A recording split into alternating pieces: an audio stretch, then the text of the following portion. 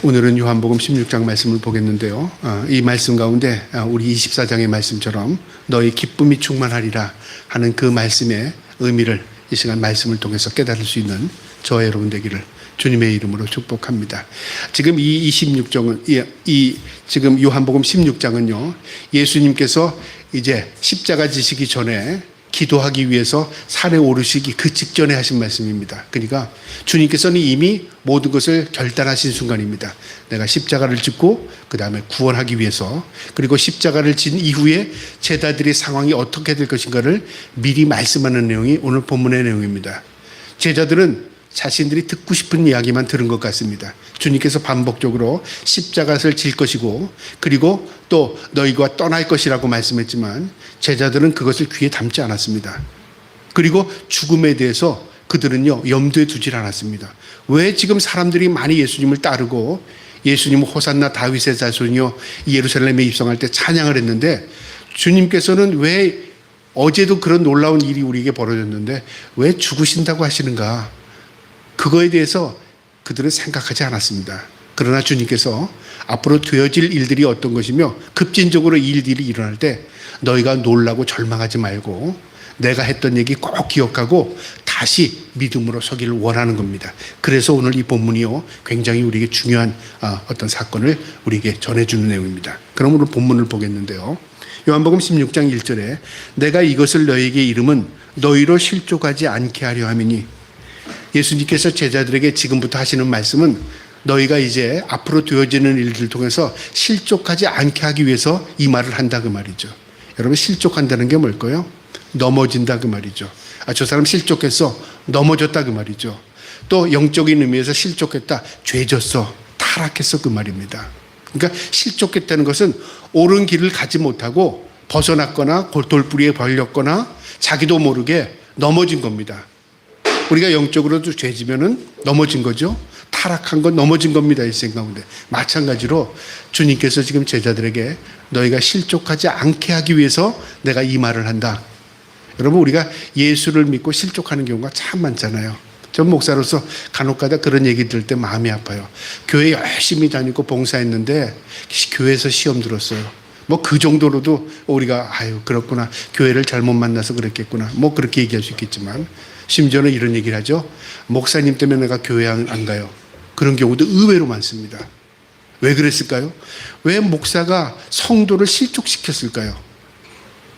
그거는 여러 이유가 있었을 것입니다.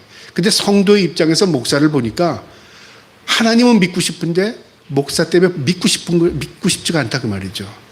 나는 하나님을 믿고 싶은데 목사의 하는 행동을 보니까 하나님 안 계시는 것 같다 그 말이죠.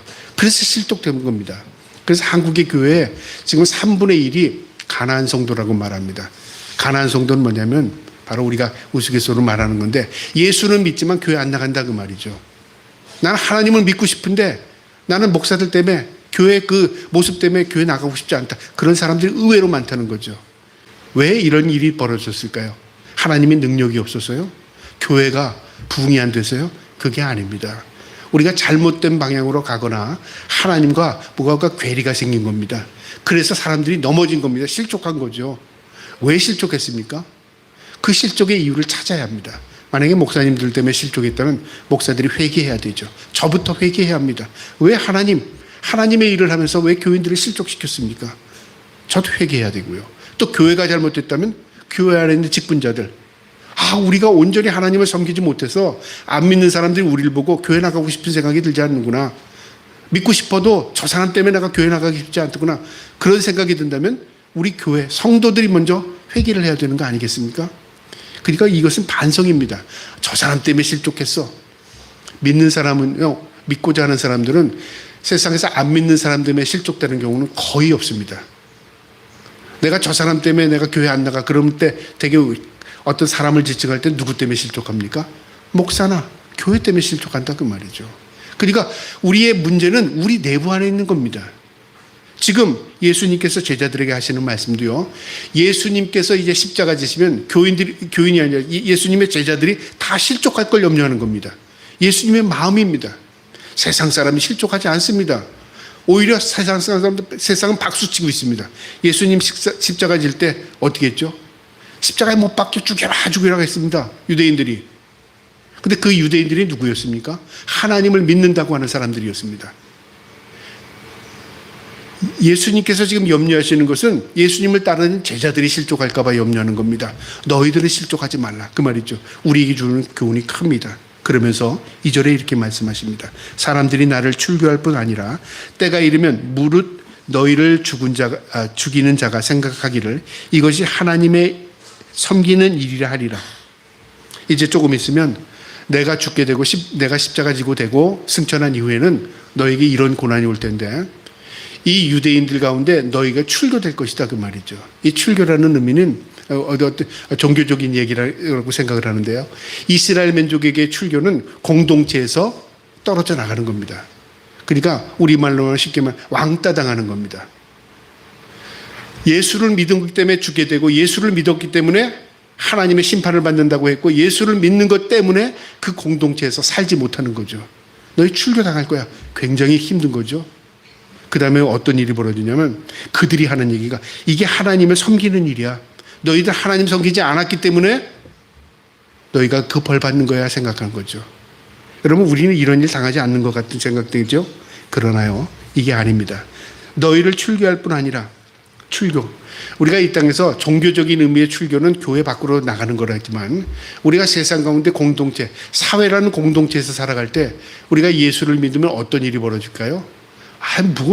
세상 가운데 믿을 게 없어서 예수 믿어? 그런 사람도 있을 거고요.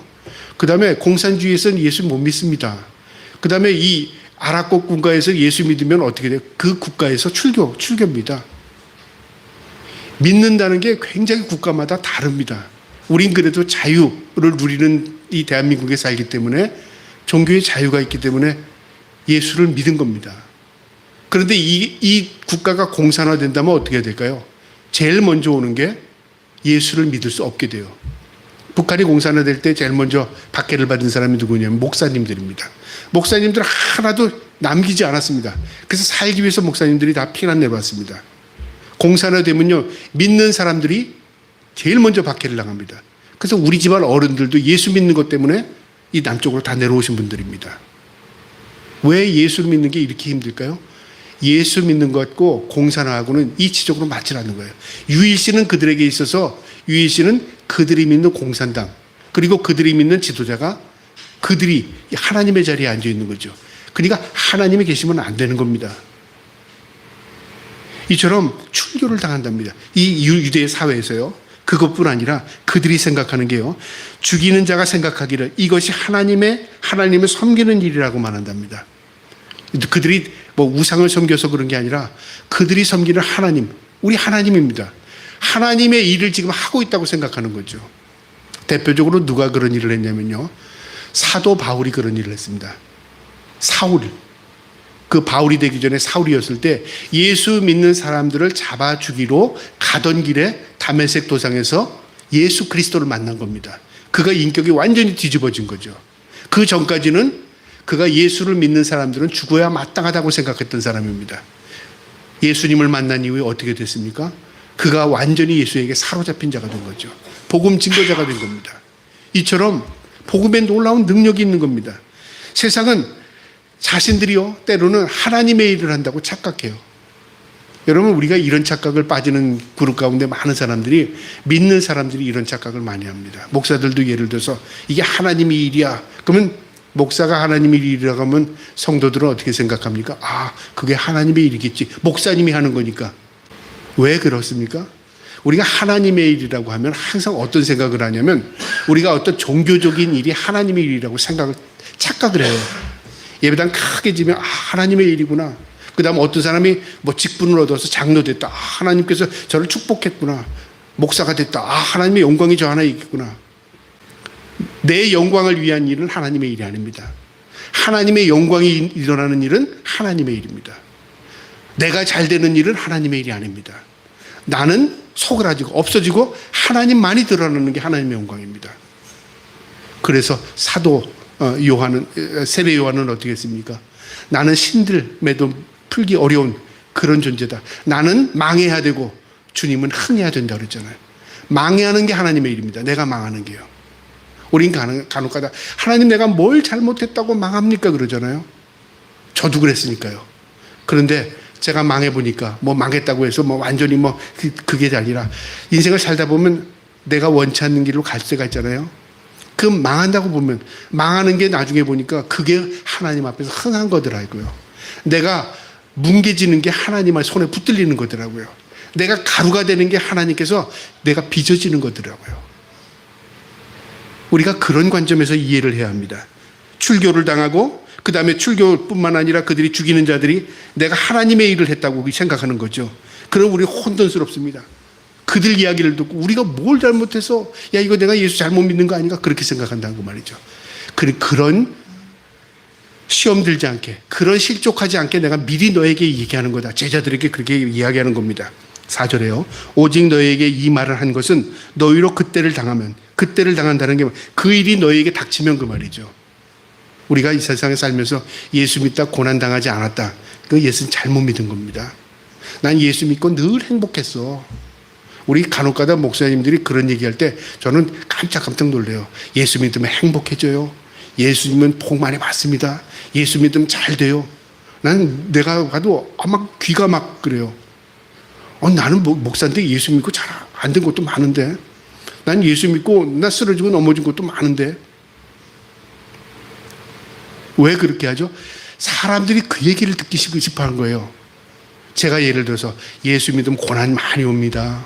예수 믿으면 시험을 이겨야 됩니다. 예수 믿으면 남이 갖고 싶은 것도 갖지 말아야 됩니다. 예수 믿으면 욕심 버리고 살아야 됩니다. 그런 얘기하면 아이고 고리타분하다. 이건 예수 믿으면 나에게 뭐가 좋아? 그렇게 할 게 않겠습니까? 지금 주님께서 제자들에게 하시는 말씀이 그들에게 당부하는 겁니다. 그때 그 일을 당하면 내가 너희에게 말한 이것을 기억나게 하려 함이라. 내가 한 얘기가 기억나면 내가 지금 시험 당하는 게 이게 한 줄이 주님을 따르는 거구나. 내가 지금 이 실족하지 말아야 되겠구나. 그런 결단력이 생기잖아요. 그래서 말씀은 내 발에 뭐가 되죠? 등입니다. 말씀이 있는 사람은요, 내 발에 걸림돌이 올지라도 돌뿌리에 넘어지지 않도록 등이 되어줘요. 이거 내가 넘어지면 안 되겠구나. 실족하지 않아야 되구나. 말씀이 내게 등불이 되어서 날 비춰주니까 말씀대로 살아야 되겠구나. 그 각오가 생긴다 그 말이죠. 말씀이 없으면 어떻게 됩니까? 넘어져요. 그리고 넘어지고 하나님 원망합니다. 넘어지고 자기가 패배자라고 생각한다 그 말이죠. 왜 그렇습니까? 말씀이 없기 때문에. 그 말씀이 그만큼 중요한 겁니다. 그래서 주님께서 말씀해 주시는 겁니다. 기억나게 하려 함이라. 처음부터 이 말을 하지 아니한 것은 내가 너희와 함께 있었습니다.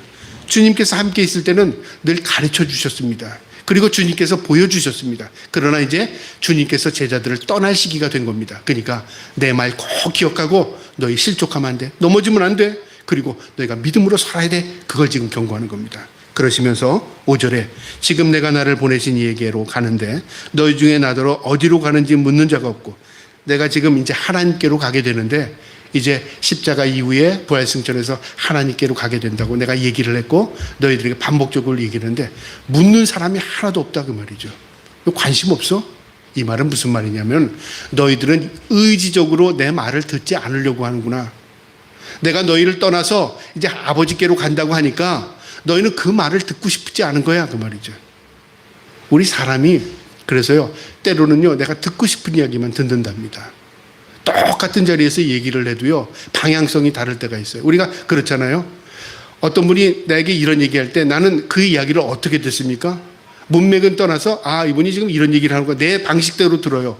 나중에 보니까 상대방이 얘기한 것 같고 내가 알아들은 것하고 다를 때가 있어요.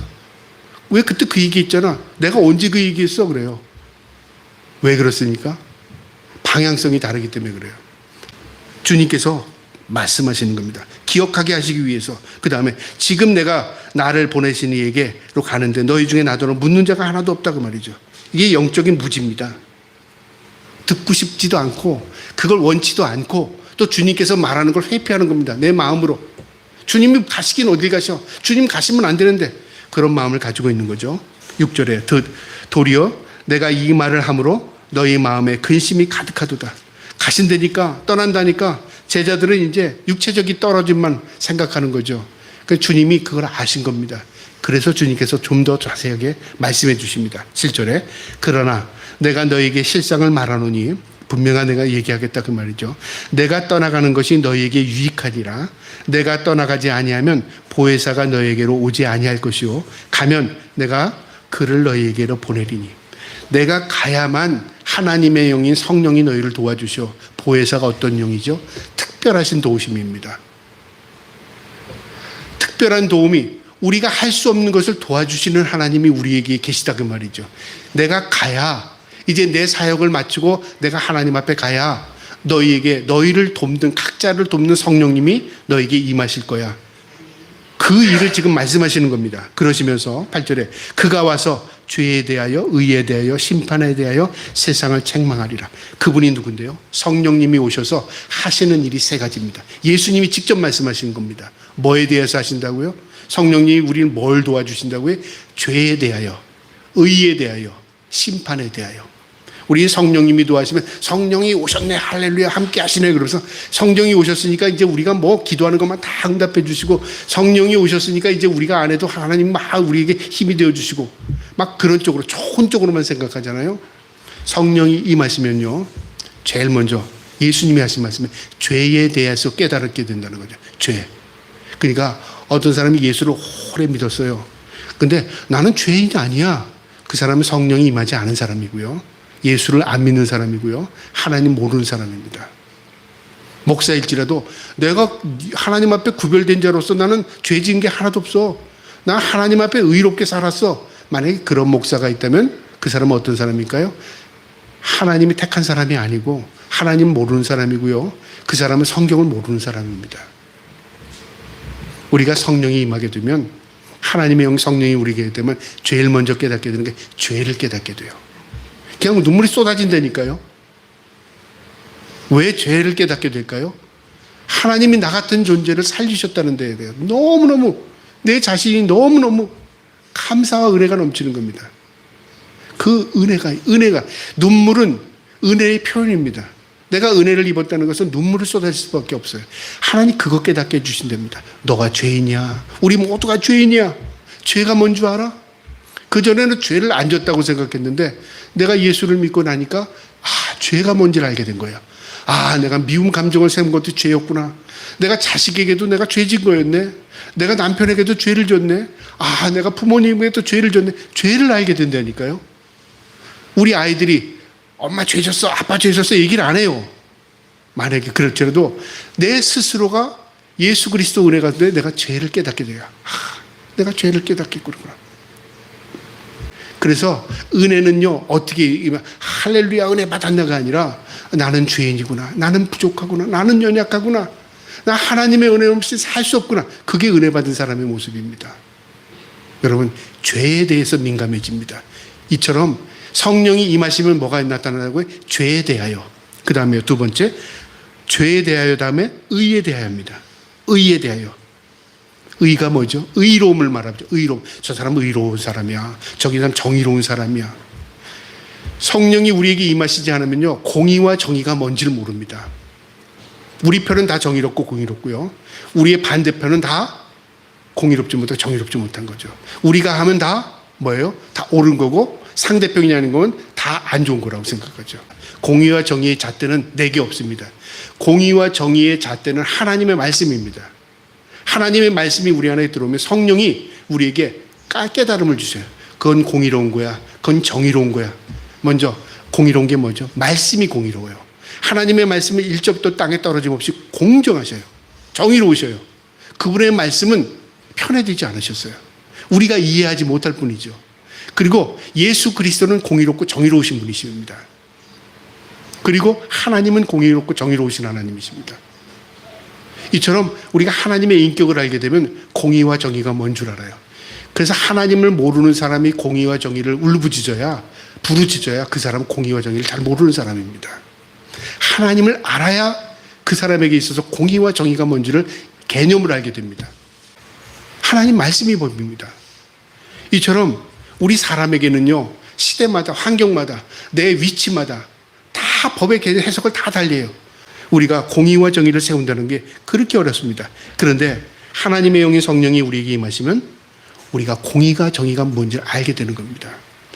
성령이 우리에게 임하시면 우리에게 의를 깨닫게 합니다. 그 다음에 11절에 심판에 대하여 하면 이 세상 임금이 심판을 받음이라. 심판에 대해서 한답니다. 심판은 뭐냐면요, 끝입니다. 끝. 모든 세상의 끝은 예수 그리스도의 심판입니다.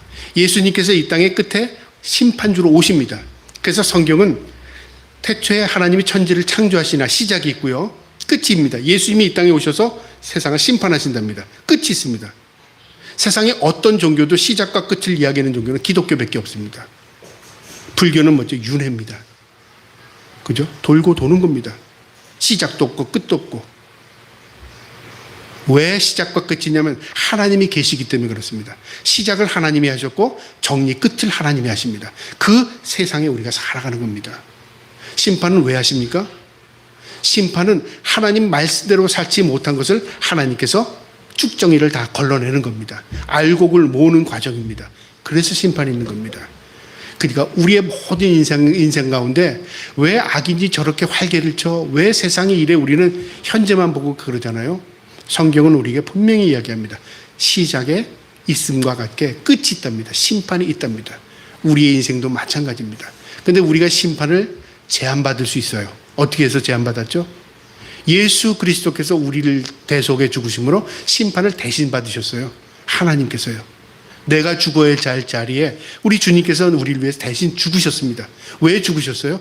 우리를 하나님의 백성으로 삼기 위해서 핏값으로 사신 겁니다. 우리는 하나님의 소유가 된 거죠. 놀라운 구원의 은혜를 입은 겁니다. 심판에 대해서 임금들이 심판을 받으리라 말씀하시면서요, 12절에 내가 아직도 너에게 이를 것이 많으나 지금은 너희가 감당하지 못하리라. 내가 더 많은 이야기를 하고 싶지만 너희가 다 들을 수 없거니와 감당하지 못할 거야. 이게 뭔가? 그런데 걱정하지 마라. 성령이 임하시면 깨달음을 주실 거야. 13절에요. 그러나 진리의 성령이 오시면 그가 너희를 모든 진리 가운데로 인도하시리니 그가 스스로 말하지 아니하고 오직 들은 것을 말하며 장래의 일을 너희에게 알게 하시리라. 그분이 스스로 역사하시는 게 아니라 하나님의 영으로서 나를 드러내고 그리고 너희의 앞으로 되어질 일들을 성령이 우리에게 깨달음을 주실 거다, 그 말이죠. 그래서 성령님은 우리 일깨우시는 영입니다. 우리를 일깨워 주셔요. 아, 내가 잘못했구나. 아, 내가 그게 잘못된 길로 갔구나. 이게 아닌데 깨달음을 주셔요. 성령님. 그 영을 우리에게 보내주시니까 너희가 지금은 깨닫지 못할지라도 염려하지 마라. 이제 내가 십자가 진 이후에 부활승천하면 성령이 너에게 임하신다. 그래서 사도행전 1장 8절인가 성령이 너희에게 임하시면 너희가 권능을 받고 예루살렘과 온 유다와 사마리아 땅끝까지 이르러 내 증인이 될 것이다. 성령이 임하시면 너희가 역사가 일어날 것이다, 그 말이죠. 그러니까 우리가 하는 게 아니라요, 하나님의 영 성령이 우리를 도구 삼아서 일하시는 겁니다. 14절에요. 그가 내 영광을 나타내니니 내 것을 가지고 너에게 알리시겠습니다. 그가 영광을 나타내는 거, 성령이 내 영광을 나타낸다면 예수 그리스도를 드러내는 일에 성령이 역사합니다. 우리는 예수님 얘기하고 하나님 얘기하고 목사가 드러나면 그거는 성령의 일일까요? 성령의 일이 아닙니다.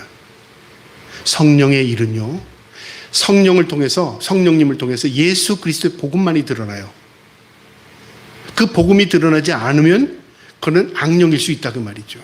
이처럼 성령의 역사는 예수 그리스도를 드러내는, 영광을 드러내는 일을 하십니다. 15절에 무릇 아버지께 있는 것은 다 내 것이라. 그러므로 내가 말하기를 그가 내 것을 가지고 너에게 알리시리라. 아버지와 난 하나라, 그 말하고 똑같은 겁니다. 아버지의 일을 내가 성취했고 십자가로 성취했고 성령님이 예수 그리스도의 영광을 드러낼 것이다. 그것을 알게 될 때가 있다. 그래서 나는 떠나야만 성령이 너희를 도우실 것이다. 그 이야기를 하신 겁니다. 제자들이 그 이야기를 들은 겁니다. 그런데 16절에 조금 있으면 너희가 나를 보지 못하고 또 조금 있으면 나를 보리라 하시니 제자 중에 서로 말하되 우리에게 말씀하신 바 조금 있으면 나를 보지 못하고 또 조금 있으면 나를 보리라 하시며 또 내가 아버지께로 가미라 하신 것이 무슨 말씀이냐 하고 제자들끼리 서로 수군거린 겁니다.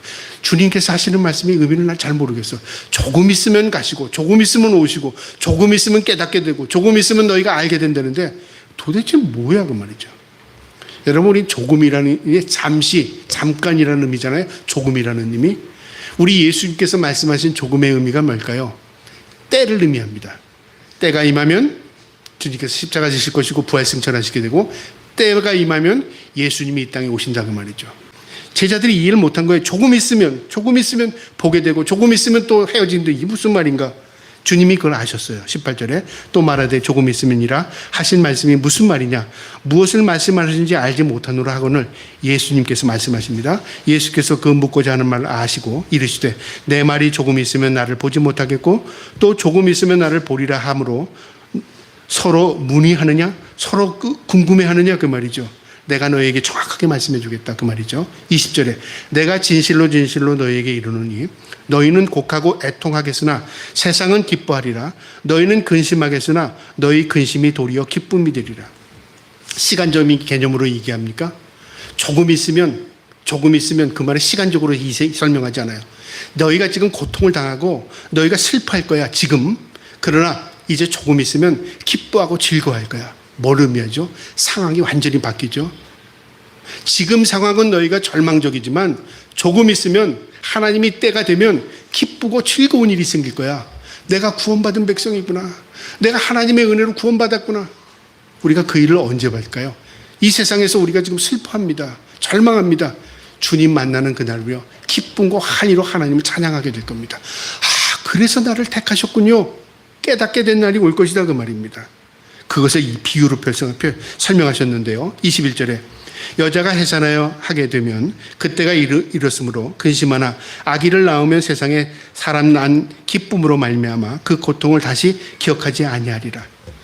여인이 산고를 경험한 걸로 비교하십니다.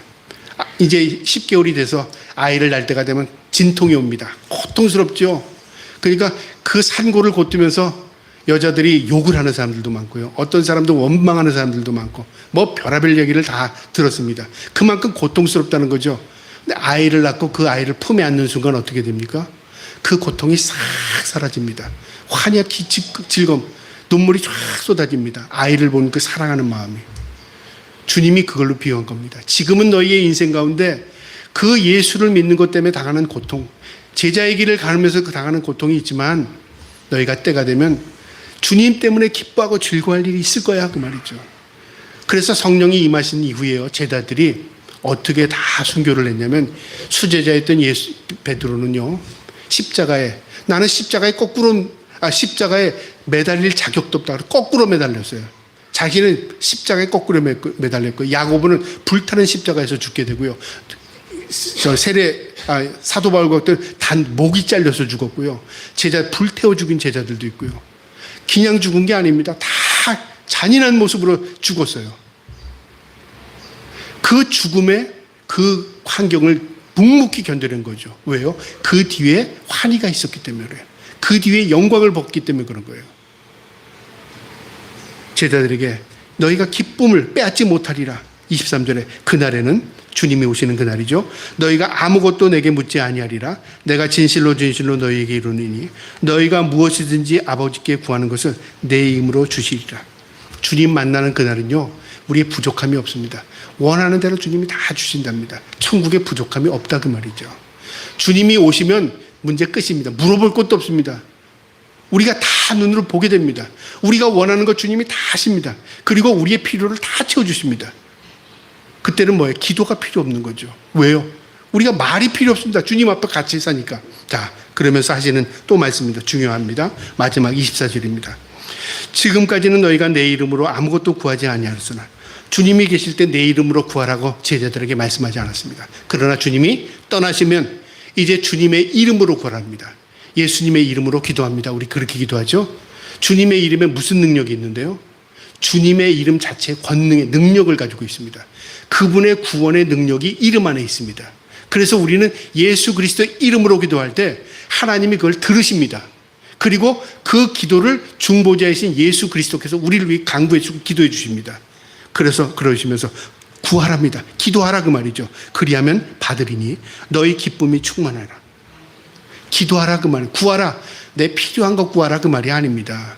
하나님 나 여기서 집이 필요해요. 나 자동차 필요해요. 나 건강이 필요해요.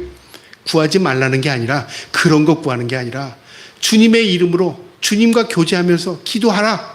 그러면 하나님께서 그 기도를 다 예수님의 이름으로 기도한 거 다 들으신다 그 말이죠. 어떨 때 기도할 때 그렇게 기도해요. 주님 아시죠? 내가 구찬 기도를 안 해도 주님 아시죠? 주님 아시죠? 예수님의 이름으로 기도합니다. 여러분, 우리가 기도가 길으니까 저 사람 기도 잘하고 기도가 짧으니까 저 사람 기도 안 했고 그렇게 판단합니까?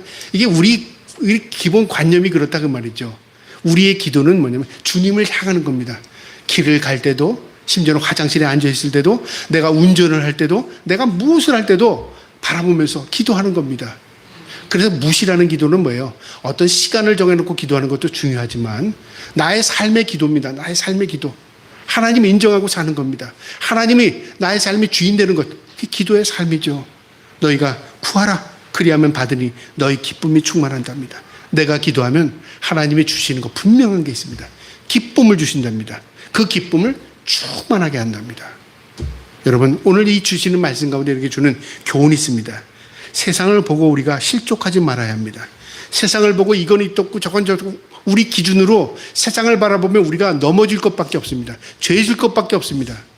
세상을 우리가 판단하는 게 아니라요, 세상을 바라보고 우리 자신을 바라보는 겁니다. 하나님, 내가 실족하지 않도록, 세상을 바라보고 넘어지지 않도록, 세상을 바라보고 죄짓지 않도록, 세상 사람처럼 타락하지 않도록 하나님 나를 붙들어 주세요. 그렇게 살아가는 겁니다. 그 다음에 오늘 이 말씀해 주는 교훈은요, 성령님의 특별하신 도움이 우리에게 있음을 믿어야 합니다. 성령님을 왜 우리에게 보내주셨죠? 우리를 돕기 위해서. 그러니까 우리가 뭘 하고 조금만 도와주세요가 아니라 우리가 하나님께 모든 것을 기도로 맡기면 하나님께서 우리의 삶을 선한 길로 인도해 주십니다. 맡기라. 내가 너와 함께하리라. 내가 너를 도우리라. 그러잖아요. 전쟁에 나가는 여호수아에게도 맡기라. 내가 너의 힘이 되어주겠다. 두려워하지 말라. 참으로 내가 너를 도우리라. 맡기는 겁니다. 성령님은 우리에게요, 기도를 통해서 맡기랍니다. 그러면 성령님 우리를 도와주십니다. 마지막으로 오늘 말씀 주는 교훈은요, 이 세상에서의 근심을 영원한 기쁨을 바꾸는 기도의 비밀을 알게 합니다. 우리가 세상에 염려와 근심이 많잖아요. 살아가면 살아갈수록 염려와 근심은 계속 생길 겁니다. 근데 이거 다 어떻게 없앨 겁니까? 원인을 없애면 결과도 없으니까 원인만 자꾸만 없애겠습니까? 아닙니다. 이것을 우리에게 가르치는 기도의 비밀입니다. 맡기는 겁니다. 우리가 주님 앞에 모든 문제를, 염려와 근심을 맡기면 주님은 우리에게 뭘 돌려줘요? 기쁨을 주십니다. 주님, 우리 자녀들이 이런 문제가 있어요. 주님 맡깁니다. 주님, 나의 삶에 이런 문제가 있습니다. 주님 맡깁니다. 맡겼죠? 주님께서 맡긴 자에게 주는 기쁨이 있어요. 기쁨을 주신다니까요. 문제 해결이 아닙니다. 기쁨을 주시면 어떻게 돼요? 하나님의 때, 하나님의 방법대로 그 문제를 해결할 수 있도록 은혜를 베풀어 주십니다. 여러분, 우리가 기도는 왜 합니까? 주님께 맡기기 위해서. 기도는 왜 합니까? 주님과 교제하기 위해서. 우리가 하나님 앞에 기도함을 통하여, 예수 그리스도의 이름으로 기도함으로 통해서 우리의 모든 것들을 주님 앞에 맡기며 주님 주시는 참 기쁨을 누리고 살기를 주님의 이름으로 축복합니다. 아멘.